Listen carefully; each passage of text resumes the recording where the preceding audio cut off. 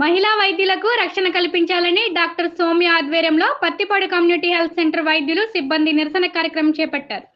కలకత్తాలో మహిళా వైద్యురాలిపై అత్యాచారం చేసి హత్య చేసిన వారిని కఠినంగా శిక్షించాలని డిమాండ్ చేస్తూ కమ్యూనిటీ హెల్త్ సెంటర్ వైద్యులు సిబ్బంది నల్ల బేజీలు ధరించి నిరసన తెలిపారు.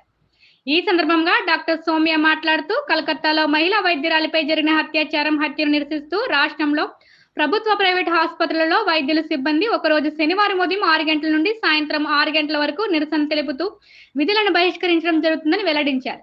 ఇప్పటికైనా కేంద్ర రాష్ట్ర ప్రభుత్వాలు తక్షణమే స్పందించి మహిళా ఉద్యోగులపై జరుగుతున్న ఇలాంటి దాడులు పునరావృతం కాకుండా తక్షణమే తగిన చర్యలు తీసుకోవాలని వారు డిమాండ్ చేశారు. ఈ కార్యక్రమంలో కమ్యూనిటీ హెల్త్ సెంటర్ వైద్యులు సిబ్బంది పాల్గొన్నారు. బాధిత మహిళకు బాధిత మహిళకు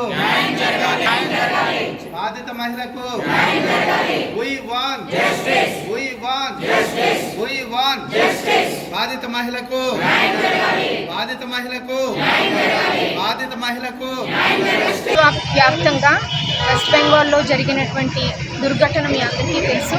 మరి ప్రాణం పోసేటువంటి వైద్యులు వాళ్ళకే రక్షణ లేకపోతే మరి మేమందరం ఎంతో కష్టపడి ప్రజల ఆరోగ్యం మా బాధ్యతగా మేము చేస్తున్నప్పుడు మరి ఈ ఇన్సిడెంట్ చాలా మర్సిలెస్గా ఒక డ్యూటీలో ఉన్నటువంటి డాక్టర్ని రేప్ చేసి మర్డర్ చేసి మళ్ళీ ఆ విక్టిమ్కి న్యాయం కూడా జరగలేదు ఇంతవరకు.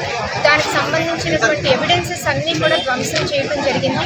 మరి దేశవ్యాప్తంగా ఈరోజు 6 గంటలు మొదలుకొని రేపు ఉదయం 6 గంటల వరకు ఓన్లీ ఎమర్జెన్సీ సర్వీసెస్ మేము చేయాలని నిశ్చయించుకున్నాము. ఎందుకు అనంటే మరి మాకు డ్యూటీ చేసే ప్లేస్లో మాకు రక్షణ లేకపోతే మేము డ్యూటీ ఎలా చేయగలము?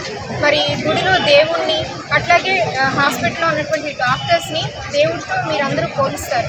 మరి అలాంటప్పుడు హాస్పిటల్లోని డాక్టర్స్కి సేఫ్టీ లేనట్లయితే మేము వర్క్ ముందుకు ఎలా తీసుకెళ్ళగలం? ఈరోజు ఇలాంటి ప్రశ్నలకు మరి జవాబు రావాలి అని అంటే ఫస్ట్ మంచి చట్టాలు రావాలి. ఖచ్చితంగా కఠినమైనటువంటి శిక్ష ఎప్పుడైతే బాధ్యుడికి జరిగినటువంటి ఇది జరిగిందో అప్పుడు ఖచ్చితంగా ఇవన్నీ రేప్స్ అనేటువంటి మర్డర్స్ అనేటువంటి ఇలాంటి అసాల్ట్స్ అన్నీ కూడా స్టాప్ అవుతాయి. మాట్లాడితే డాక్టర్స్ దగ్గరికి వచ్చి దాడులు చేయటం మరి ఈరోజు ఎంత క్షీణించిందంటే 78 years అయింది మనకి ఇండిపెండెన్స్ వచ్చి.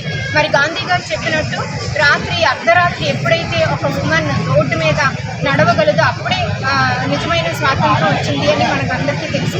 మరి ఈరోజు 78 years అయినా కూడా ఒక డ్యూటీలో ఉన్నటువంటి డాక్టర్ ఎంతో కష్టపడి రెస్ట్ తీసుకున్నటువంటి సమయంలో వచ్చి ఆ దాడి చేయడం అనేటువంటి మేమందరం ప్రొటెస్ట్ చేస్తున్నాము.